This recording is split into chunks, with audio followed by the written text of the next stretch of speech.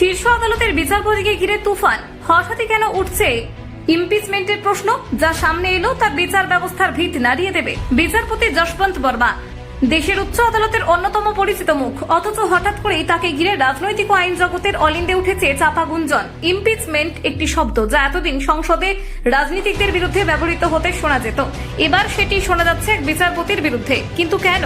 সূত্র অনুযায়ী সাম্প্রতিক একটি গুরুত্বপূর্ণ রায় ঘিরে তৈরি হয়েছে চরম বিতর্ক।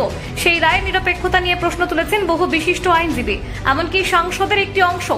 অভিযোগ, রায়টি একটি বিশেষ পক্ষকে সুবিধা করে দিয়েছে এবং বিচারপতির আচরণ ছিল পক্ষপাত দুষ্ট। এই অবস্থায় সংসদের কিছু সদস্য তার ইমপিচমেন্ট প্রসিডিং শুরু করার তোড়জোড় শুরু করেছেন বলে খবর।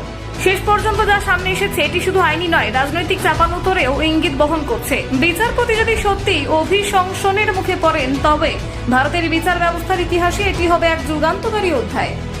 আপনারা দেখছেন